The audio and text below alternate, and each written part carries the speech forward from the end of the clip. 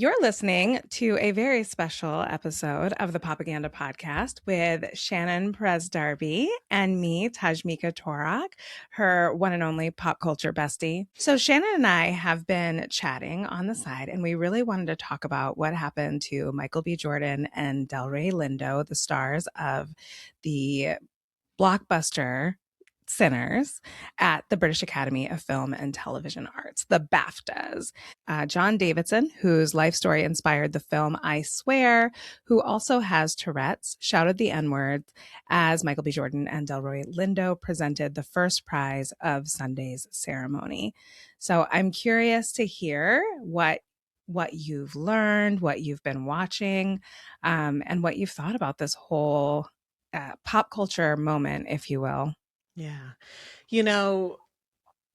My observation in watching, especially the internet commentary about this unfold, is that the first take is not always the best take, right? Like people, the way we've set up the internet and social media particularly is that we've set it up for like whoever's just to pop off with their hot takes.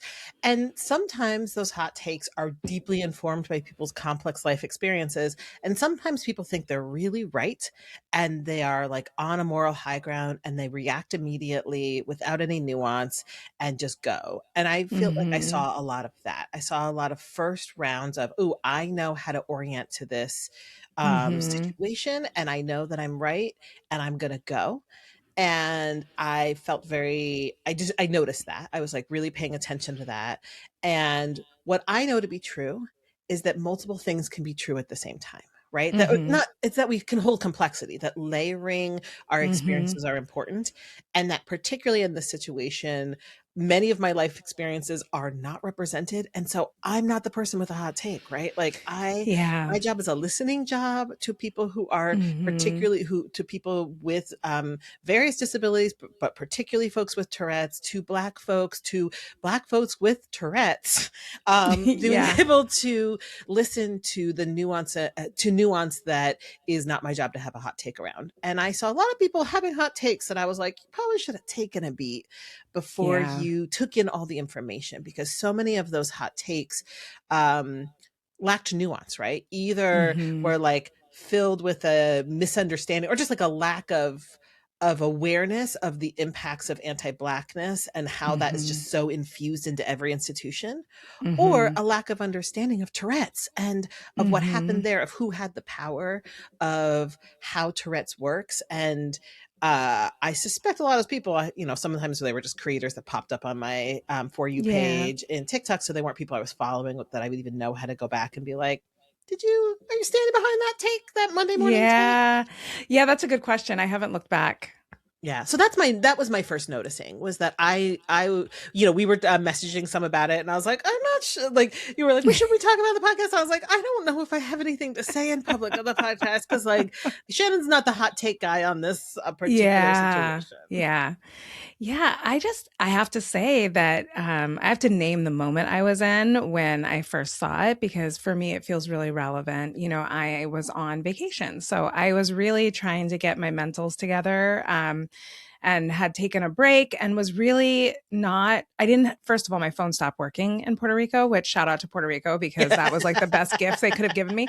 And it has nothing to do with Puerto Rico. It's just my inability to upgrade my phone. If people knew that I was creating content on this dinosaur of a phone, they would either be super impressed or just like maddened by what it's like. But anyway, so I'm coming in, and I'm feeling good. I'm feeling all light and floaty and blissed out from the beach.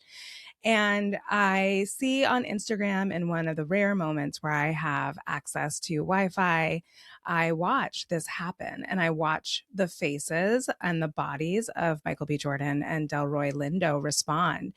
And really at that moment, that's all the information I have. Right. And it's almost like, okay, goodbye, Instagram. That's enough. That's all.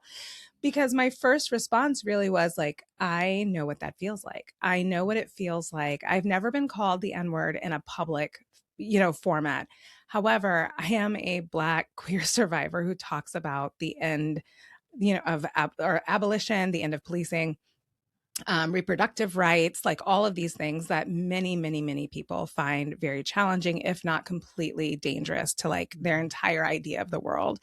And I have been challenged in those ways that are often anti-Black, anti-queer, Yeah. homophobic, like fill in the blank. And I have had to do the thing, the professional thing, where someone says something that many people in the room probably don't even identify as racist or sexist or whatever, misogynist.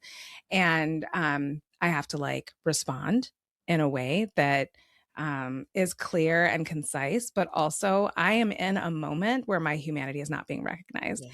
Yeah. And I sometimes am in that moment all by myself Yeah. because I'm training or workshopping and people in the room aren't aware.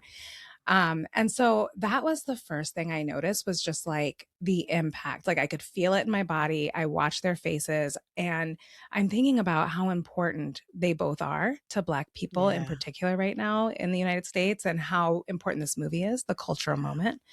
And I keep thinking about that it's not just like it's significant as a movie by itself, but also it's like the convergence of the epitome of several of these cast members' skill, right? Like Yeah.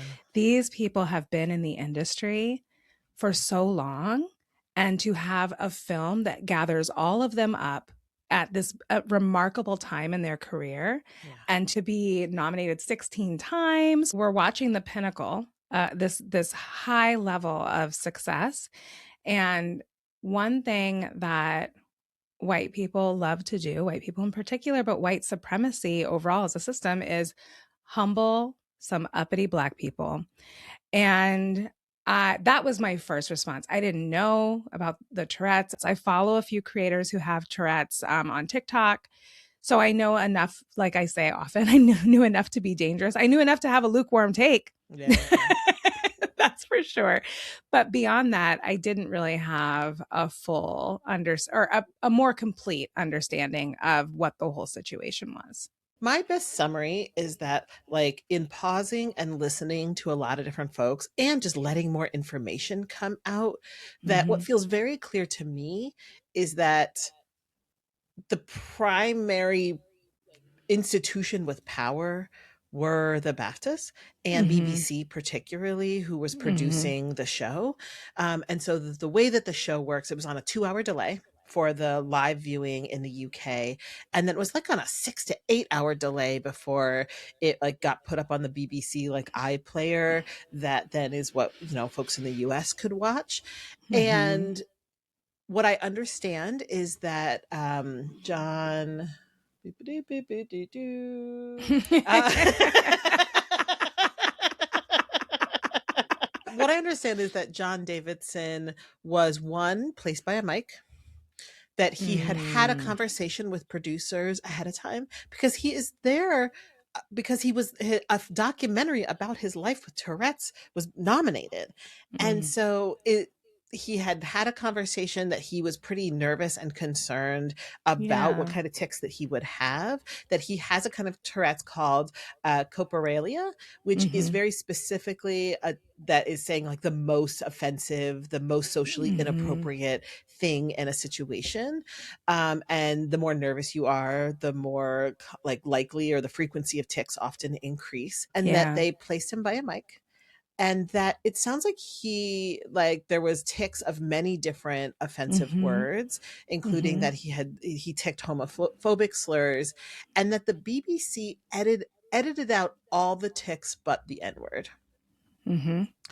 And that is really important information, It is right? such important. It's key. It's actually It's key. Yeah. and that one, I also saw an interview with Delroy. Basically, he is just like you said, like he did the thing that so many Black folks have had to do, which was like he was professional, he was poised, he was embodied, he sort of held a space of like dignity and sort of neutrality, right? Where it's just like Mm-hmm. there's not the space for him just be like, what the fuck? And in the interview after, he says a couple things. He said like, we did what we needed to do. Mm-hmm. Um, and then he also said, I wish somebody from the BBC had talked to us. Yep. For the decision about whether or not to edit out like John's tics, there you have 2 hours, which is like, it's not tons of time to making big decisions. It's enough time to do certain things, like have somebody, the on-site producer, go and ask the people who we watched be impacted by this tick, like Yeah, yeah. what they would want, what they would prefer. That, you know, I'm sure you had access to John to be to like to make some like to get information, right? Um, Mhm. and my understanding is none of that happened, right? We hear Delroy say, Yeah. like, nobody talked to me. Nobody from the Yeah. BBC said, you Mhm. know, how you doing? You know, Mhm. like this happened. What do you need? You know, Mhm. I'm sorry that happened. Right. You don't have to be Yeah. responsible for conditions to just to like be able to like acknowledge its impact. Yeah. And so for me, that feels really clear that the BBC handled it really badly. I don't know any answer besides anti-Blackness that they edited out other ticks and not the N word. Yeah, I believe it was intentional, and here's why. I keep thinking about the lynching postcards Mhm. and how the violence against Black people is essentially a spectator sport for white people. And so the reason why they left it out is because they knew that white people were going to eat it up. It Yeah. actually has nothing to do with it. Obviously, it targets Black people, but they know the moment that we're in, and somebody made a decision that spectation, is that even a word? Did I just make that up? That Sounds good to me. spectating, right? Could be that spectating this moment was going to be something that white folks in particular were going to enjoy. And therefore, the sort of chaos around it was going to be a moment. Yeah. And they knew that. They knew that they were inciting something. And what's worse about that too is that they knew that they were inciting a moment where Black people were once again going to be put in the position to defend their humanity. Yeah. And it is so unfortunate that there is so much commentary that is ableist in nature, that's talking about John Davidson as a racist, as talking about people with Tourette's as needing to be set aside, locked up, Mhm. pushed out of public eye, which, you know, I'm not the best person to talk about this, but we know that we've had ugly laws in the country where Mhm. there's a history of having people with disabilities and that are pushed into asylums, that are pushed out of the public so that we don't have to deal with, look at, be a part of a broader community that is inclusive of people with disabilities. And so it is such a double-edged sword that we have the BAFTAs inciting this moment that is causing Black people to have to defend themselves, but it is also further ostracizing Black people with Tourette's, Black people with disabilities, because their voices are also being stifled by lots of different people around the world. And so one of the first takes that I got to watch, and I'll have to put her name in our notes because I'm looking at the I'm looking at the Instagram handle and I'm like, I'm not sure how she says that. But you know, I was watching a Black creator with Tourette's, and she's giving us all an education through her tics, right? She's Mhm. talking about what it means to have coprolalia and how the things that she says are often the one thing that she wishes she weren't saying. Mhm. That it's embarrassing that most people that are experiencing these things are in a world where people don't understand. Working with people who actually are in the disability community, we are quick to silence those folks. We're not listening to them. We are not listening to their feedback, and we're running ahead with our ableist viewpoints. Yeah. We're naming harm, which is so real. Like, no matter how it happened, I cannot do anything but say it still hurt me. Like, Yeah. I can't say that watching that without any context didn't have an impact on my body, Yeah. that there wasn't something that happened in my brain that hurt. And white people like, again, white people in the disability community are especially those who are the family members of people with disabilities, will often leverage their white disabled family members to do harm and ostracize Black and brown people with Mhm. disabilities, especially if they also happen to have identities where they are trans or they are queer. Mhm. White people with disabilities often scapegoat their own, like they're using their own family members as an excuse. And what I saw the BAFTAs do is they used John Davidson as the vehicle Mhm. to cause harm. And they knew they were doing it. And this is not a new phenomenon. And I want people to be able to see that. I want people to see that there is that white people with disabilities are also sometimes super duper racist, Mhm. and they will use these moments, even if it's their own children, to be able to enact anti-Blackness against other people. It made it really easy for not just the BAFTAs, but for white people in general to be running their mouths because they're like, oh, look, we have the perfect excuse. This person has a disability, so you cannot claim to be hurt by what they did. Listen, okay, Shannon, you show me a lot of grace with my ADHD tendencies, and I know it's part of the reason you love me, and we love that. It's true. We all of my personalities really love that. When I'm like on one with my medication, when I'm off one. And so I get it. And I also know that as a person who has this brain, that it sometimes is not good for other people, that it may not cause harm, but I hurt my friend's feelings because I have object impermanence. If I don't see you for a while, sometimes I don't communicate very well. And then all of a sudden, my friend said that this week. She was like, the one thing that I appreciate about you, Tashmica, is when we are together, you are locked in. There is nothing else in the world happening. You are like, your eyes are on my eyes. We are doing things. You are in. And she's like, but when we're apart, you might forget I exist. You never respond to my text messages. Yeah. She's like, no tea, no shade. But because I know you, I know that you are locked in with someone who is, or some issue or something that is right in front of you. And that's who you are. And it's okay for me to admit, as a person with this kind of disability, to say it's actually not okay. I don't want to hurt people. And that's why you have to be honest with your people. But like, I don't think it would ever be appropriate for me to say, to never try to not do that, to never acknowledge that that thing could be hurtful to someone. In the many different examples of the way that that shows up, you still have to try your best to practice accountability and be honest about the impact of the thing that you have no control over. And I feel really sad that that's not some of the ways that we're talking about this moment. Is that, it did hurt. It wasn't his fault, but it still hurt. And not having people check in and having this dialogue where people are fighting for their life around what disabilities they have or don't have and what Black people deserve or don't deserve is just such a painful moment. Yeah. Danny and I talk about this all the time. He's a type 1 diabetic, and, he was diagnosed when he was basically a baby, like he was barely not a baby. And so one of the things that can happen when he has a really low blood sugar is that it basically like puts him in a kind of fugue state. So like if his blood sugar is really, really low, like your body's like literally fighting for your life. And so it's only happened like once in our 19-year relationship, but he's described other times where like he can say mean things. He can like, sometimes you'll get kind of belligerent because like your body's just like, what the fuck? We're dying. Like, yeah, and your words are not helping me. Your words are not saving my life right now. And then you'll resist that anyone telling you have a low blood sugar, right? So you'll just be like, you don't know. So once his blood sugar's back up to normal, and he's like, oh wow, like I went into a place where I was not actually in control of what I said and did.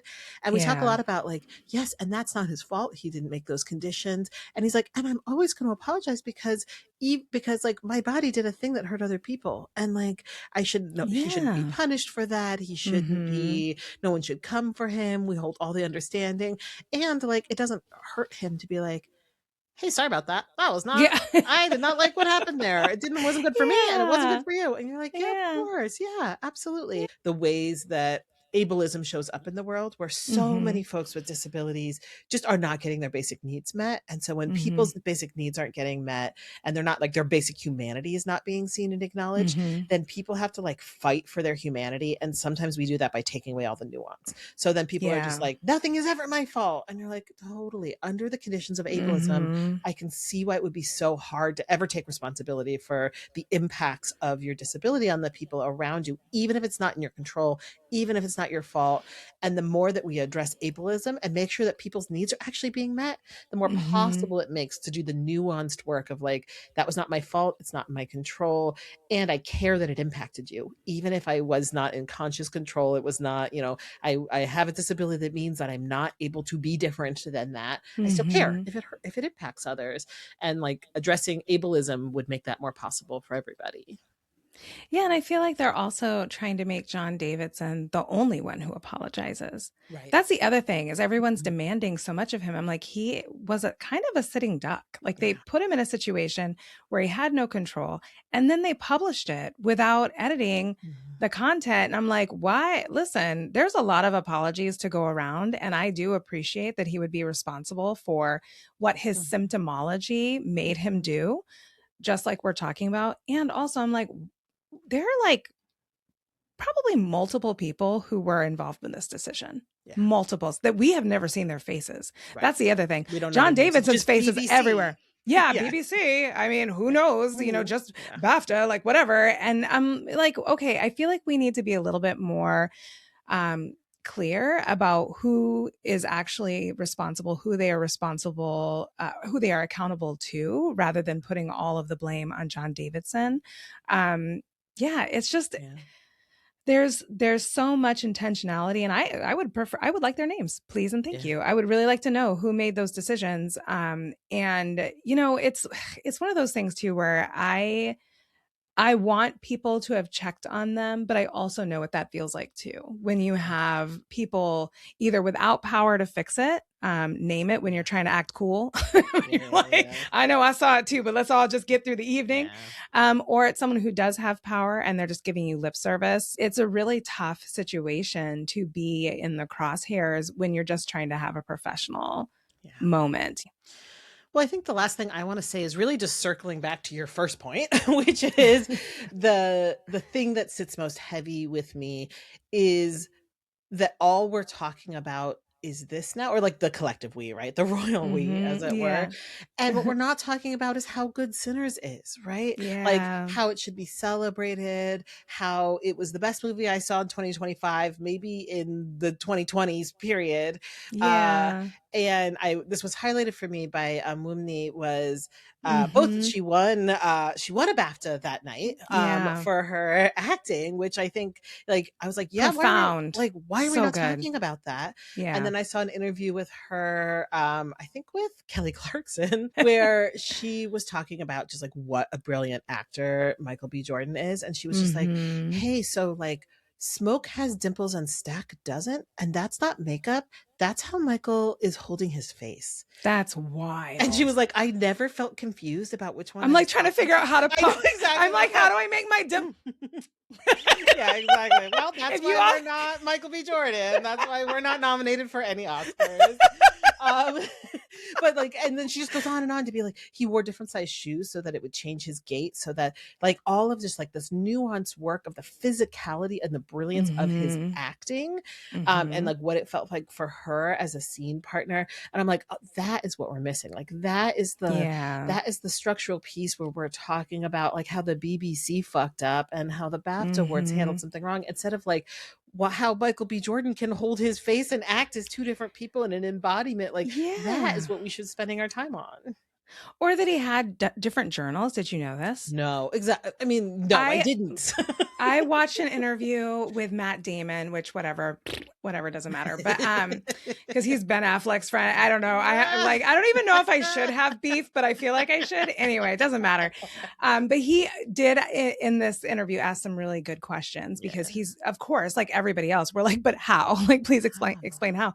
And one of his ways is he actually writes a journal for each of the characters, and he was able to name like he was able to name like the different traumas and like how one brother protected the other one. And I mean, I He was doesn't like, win the come Oscar. Let's on. riot. Let's riot. Like literally, I can't even write in my own fucking journal. This guy's got journals for different characters. That's Exactly. wild to me. So skillful. Yeah. The Yeah, artistry no. of it. Absolutely. Yeah, and it actually reminds me about, and I'm not going to go on this tangent because I know we don't have much time, but about women's hockey. The same thing, right? Listen, like don't get me fucking started I on know! hockey. Tashmica. Hillary Knight, who is the captain of the U.S. team, who's also the captain of the Torrent, the Seattle's women's hockey team. Tonight is the first game back, and it's sold out, and I'm going, and I'm so excited. My two rages of this week is the BAFTAs and the fucking men's hockey team. I'm like, I will fucking fight them. The best part about TikTok right now is all of the individual men's hockey players every single post they have on TikTok, any of them that have TikTok, is just people being like, go women's hockey, US women's hockey, only women's. And I was like, troll the shit out of those motherfuckers. Fuck them. Exactly. Fuck them. Yes. And I mean, mainly that was my point. I'm guessing that this is actually who I was talking about, even though I can't think of her name right now. Her interview when she said, and here we are being asked about men's behavior. We are not responsible for them. And it feels like the same thing. Like Black people are being asked about the behavior of white people in power that have put, like, we're not even involved. You know what I mean? Like, we didn't get a BAFTA. You're just doing your job up on stage, like literally doing your job. And the rest of us is like getting sideswiped by a car at an intersection. Like we are just going through our daily lives, excited for cultural icons. But, you know, it reminds me, you know, back to my earlier point, it reminds me of when Black people fought to vote, or when they boycotted the buses, or when Black people, you know, like there's all these moments where we were just trying to gain access to something, and then we technically gain access to it just so that, and then right after we're being murdered for using it. It is so shameful that this country literally lynched people, Black people in general. But like when you think about, these were often people who were coming back from fighting in the fucking war for a country that enslaved them. And so when I'm watching this, I cannot underscore enough that I think people are, when they're trying to silence the sadness, they are silencing an ancestral wounding that is pulled out into my present, because I know what it means when we succeed.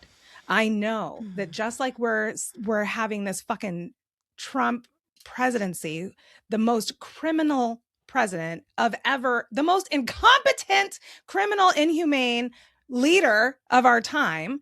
And like, that is because we had a Black president. Like, right? This is because we are seeing the snapback. And so I'm like, God damn, we can't even make a really good fucking movie and not have to suffer the indignity. About ancestral and God damn it, this country. I was like, I know that technically Puerto Rico is also the United States, and I don't wish that on them. But I can't, like, when I was on the island and, you know, going to see Pedro Albizu Campos is like the history marker, like the historical markers of their own resistance, of the abolitions. They have their own abolition square. But I'm just like, even though I know that technically this is a space that is occupied and colonized by the US, it felt so good to be in a place of indigeneity, and to feel for a moment, yet again, that there's like something else, that there's a future that can exist, that can exist. And then again, always and always, you're just reminded that they're going to fight you tooth and nail for even just the ability to be successful and have access to the things that you've actually rightfully fucking earned, or that were like your birthright, you know, like human rights or whatever. So yeah, it fucking sucks, and I hated it. And that's it. You can quote me on that. And that's on our week. That's on, like, we're recording this on a Friday. It'll come out next week, but I'm like, and that's on this week. So yeah. Yeah, fuck those bitches. God damn it. Ruined my return from vacation. White people take everything. God damn it. Well, that sounds like the episode. Yeah, there you go, Anne. You're welcome. This is what happens when you tell us to be brief. I know. We're literally incapable of it. I know us. I've met us. So.